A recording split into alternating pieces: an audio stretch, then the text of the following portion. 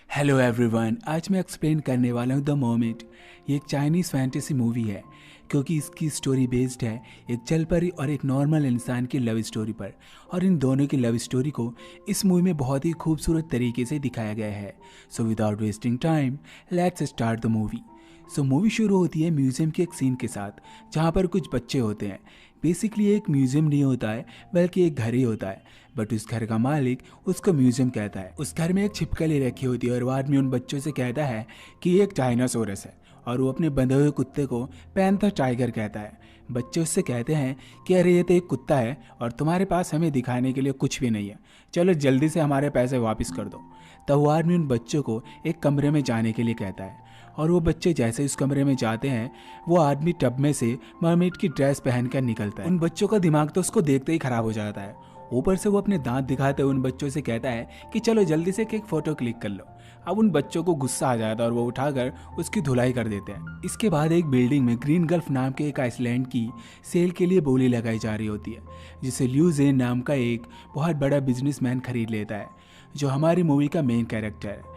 और इसकी खुशी में वो एक पार्टी दे रहा होता है जहाँ पर उसके करीबी दोस्त होते हैं, जिनमें से एक सस्ता सुपरमैन भी हमें देखने को मिलता है। उसका नाम लियो होता है। सो इनकी पार्टी शुरू हो जाती है और ल्यू जेन से कहता है कि तुमने स्क्रीन गर्फ आइसलैंड को खरीद कर अपने पैसे बर्बाद किए और तुम बिल्कुल पागल हो। ये सुनकर रोलिन उसकी बेइज्जती कर देती है, जो ल्यू जेन की अच्छी दोस्त होती है। लू अपनी बेइज्जती होने से नाराज हो जाता है और वो अपना सस्ता सूट उठाकर वहाँ से चलने लगता है। तभी ल्यू जेन एक शैंपेन की बोतल उठाता है और वो जैसे उस बोतल को खोलता है उसका ढक्कन निकलकर लू के सूट के ऑन वाले बटन पर लग जाता है, जिससे उसका सूट स्टार्ट हो जाता है और वो बिल्डिंग में ही उड़ने लगता है। तब ल्यू जेन के बॉडीगार्ड उसको किसी तरह वहाँ से निकाल देते हैं। लुइजेन और रूलेन अपनी पार्टी इंजॉय कर रहे होते हैं। तभी वहाँ पर एक लड़की आ जाती है जिसका नाम शेन होता है, और ये लड़की हमारी मूवी की लीड फीमेल कैरेक्टर भी है। इससे पहले ल्यूजेन के बॉडीगार्ड उसको उठाकर बाहर फेंक देते। वो ल्यूजेन को अपना नंबर देकर उसे कॉल करने के लिए बोलकर वहाँ से चली जाती है। शेन को तंदूरी चिकन बहुत अच्छा लगता है और इसीलिए वो रास्ते में एक शॉप पर रुककर वहाँ से तंदूरी चिकन खरीद कर अपने घर जाने लगती है। उसके पास एक स्कॉट बोर्ड भी होता है जिसकी हेल्प से वो अपने घर पहुंच जाती है। शेन का घर उसी ग्रीन लाइफ आइसलैंड पर होता है जिसे ल्यूजेन ने खरीद लिया था। यहाँ पर सारी जलपरी रहते हैं और शेन भी एक जलपरी होती है। इन जलपरी के बीच एक ऑक्टोपस भी होता है जिसका नाम शॉ होता है। वो चाहता है कि शेन लुइजेन को अपने प्यार में फंसाकर यहाँ ले आए, जिससे वो ल्यूजेन को मार सके।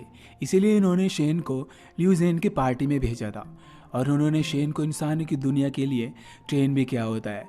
उन्होंने उसे इंसानों की तरह कपड़े पहनना, डांस करना और खाना सब कुछ सिखाया होता है। अब आप लोग सोच रहे होंगे कि ये ल्यू जेन को क्यों मारना चाहते हैं। दरअसल ल्यू जेन की कंपनी ग्रीन गल्फ के चारों तरफ सोनार इक्विपमेंट लगा देती है, जिससे अगर कोई भी मछली या जलपरी उसके पास जाएगी तो वो मर जाएगी। इसीलिए सब मिलकर अब ल्यू जेन को मारना चाहते हैं और ये सारे के सारे एक जगह इकट्ठा होकर ल्यू जेन की कॉल का इंतजार करते हैं। तभी ल्यू जेन शेन को कॉल करके अपने घर मिलने के लिए बुलाता है।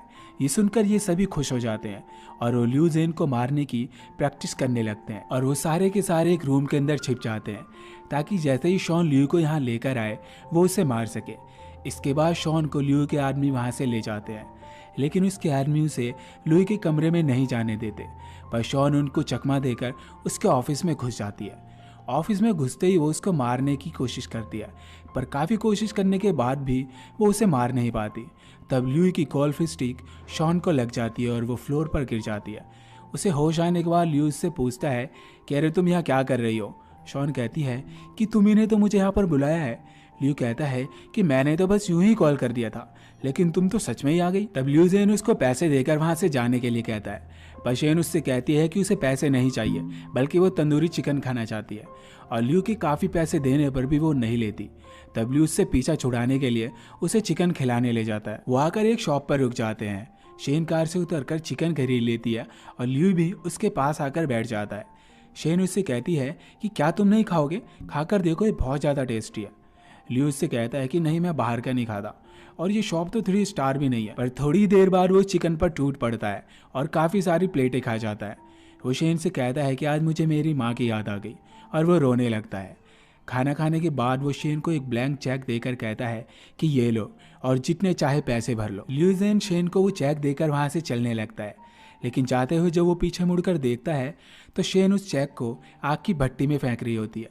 ये देखकर लियू वापस उसके पास आ जाता है और उससे पूछता है कि आखिर तुम क्या चाहती हो। शेन उससे कहती है कि मैं बस एक नॉर्मल सीधी सी लड़की हूँ और मैं तुम्हें पसंद करती हूँ। इसके बाद वो दोनों उस शाम बहुत मस्ती करते हैं। वो दोनों झूला झूलते हैं, एक साथ गाना गाते हैं और काफ़ी जगह पर घूमते हैं। इसके बाद लियू शेन को छोड़ने उसके घर आता है। वो दोनों उसके घर के सामने खड़े होते हैं। शेन अपने घर के दरवाजे पर खड़ी होकर उससे पूछती है कि अगर तुम्हारी ज़िंदगी का केवल 1 मिनट बचा हो तो तुम क्या करोगे। लियू उससे कहता है कि मैं उस 1 मिनट में केवल तुम्हें ही देखना चाहूँगा।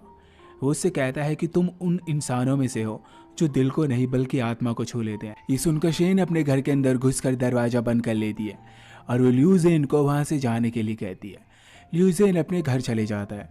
दरअसल शेन अगर लियू जेन को अपने घर के अंदर ले जाती तो उसके दोस्त उसे मार देते जो पहले से ही उसका इंतज़ार कर रहे थे, क्योंकि अब वो लियू से प्यार करने लगती है और वो अपने दोस्तों की जान बचाने के लिए लियू को मरता हुआ नहीं देख सकती थी। और इसीलिए वो शॉ से भी कहती है कि वो लियू जेन के साथ झूठा प्यार का नाटक नहीं कर सकती। तभी उसको लियू जेन की कॉल आती है। वो शेन से कहता है कि तुम जल्दी से तैयार हो जाओ क्योंकि थोड़ी देर में मैं तुम्हें लेने आ रहा हूँ। लियू जेन शेन को अपने घर ले जाता है और यहाँ पर शॉ भी एक शेफ बनकर पहुँच जाता है। लियू जेन शॉ को देखकर कहता है कि ये कौन है। शेन लियू जेन से कहती है कि शॉ उसका अंकल है। शॉ एक ऑक्टोपस होता है और इसीलिए अपने नीचे वाले शरीर को अपने हाथ में पकड़े हुए होता है और इसीलिए लियू जेन उसे कहता है कि आज तुम हमें ऑक्टोपस बनाकर खिलाओगे। ये सुनकर शॉ घबरा जाता है क्योंकि लियू और इसके आदमी नहीं जानते थे कि शॉ के हाथ में और कोई दूसरा ऑक्टोपस नहीं होता बल्कि उसका अपना शरीर होता है। और इसके बाद लियू जेन के शेफ शॉ के नीचे वाले शरीर को तलने लगते हैं। दर्द में शॉ चिल्ला भी नहीं सकता था क्योंकि अगर वो चिल्लाता तो सबको पता चल जाता, पर जब उससे पेन बर्दाश्त नहीं होता तो वो अपने मुंह से काले रंग का पानी निकालकर उनके मुंह पे गिराकर भाग जाता, जिससे उनका मुंह नीचे हो जाता और किसी को भी पता नहीं चलता हुआ क्या। इसके बाद लियू शेन को रिंग पहनाकर उसे प्रपोज कर देता है और उससे कहता है कि मुझे पता है कि तुम सोच रही होगी कि तुम गरीब हो और मैं अमीर हूँ, तुम अजीब तरह से चलती हो और खाती हो, पर क्या करूँ, मुझे तुमसे प्यार हो गया है। शेन उससे कहती है कि मजाक करना बंद करो, तुम तो रोज़ कितनी लड़कियों के साथ घूमते हो और हम कल शाम को ही तो मिले थे। लियू उससे कहता है कि हाँ मुझे पता है, लेकिन साथ में अब मुझे ये भी पता चल गया कि मैं तुम्हारे बिना नहीं जी पाऊंगा। बात सुनने में फिल्मी है पर यह सच है।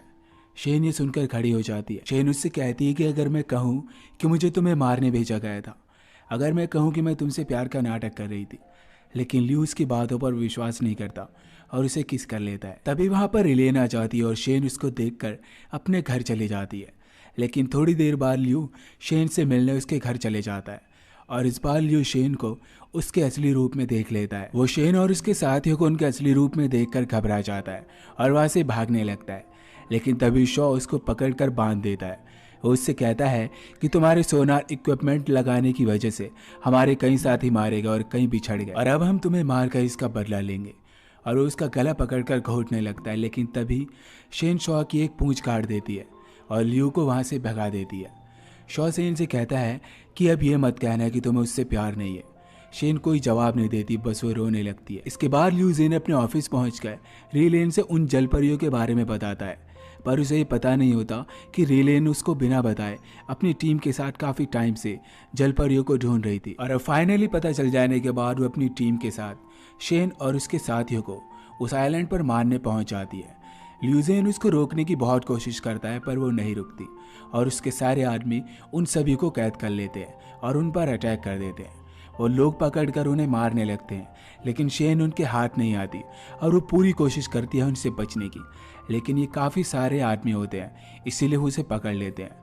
लेकिन शेन की ग्रैंड माँ अपनी पूरी पावर का यूज़ करके उन सभी आदमियों पर अटैक कर देती है और शेन और बाकी जलपरियों को वहाँ से निकलकर समुद्र में जाने के लिए कहती है। वो सारे निकलकर वहाँ से समुद्र में भागने लगते हैं, लेकिन वो लोग शेन को तीर मार देते हैं। तीर लगने के बाद शेन बहुत पेन में होती है, लेकिन फिर भी वो भागती रहती है, पर वो आदमी उस पर मिसाइल से हमला कर देते हैं, जिससे शेन समुद्र से बाहर निकलकर धरती पर गिर जाती है। वो सारे लोग उसे घेर लेते हैं और रिलेन अपने आदमियों से उसे मारने के लिए कहती है, लेकिन तभी वहाँ पर लियो आ जाता है और शेन को अपनी गोद में उठाकर कहता है कि तुम जरा भी फिक्र मत करो, मैं अब तुम्हें कुछ भी नहीं होने दूंगा। वो शेन को अपनी गोद में उठाकर वहाँ से चलने लगता है, लेकिन तभी ल्यूलिन पीछे से उसको तीर मार देती है। पर ल्यू तीर लगने के बाद भी नहीं रुकता, क्योंकि वो जानता है कि अगर उसने शेन को यहाँ पर छोड़ दिया तो ये लोग इसको मार डालेंगे, और इसीलिए वो शेन को समुद्र के किनारे ले जाकर समुद्र में फेंक देता है। इसके बाद ल्यू को एक आइलैंड के किनारे अपने घर में दिखाया जाता है, जहाँ पर एक स्टूडेंट उससे छोटा सा इंटरव्यू ले रहा होता है।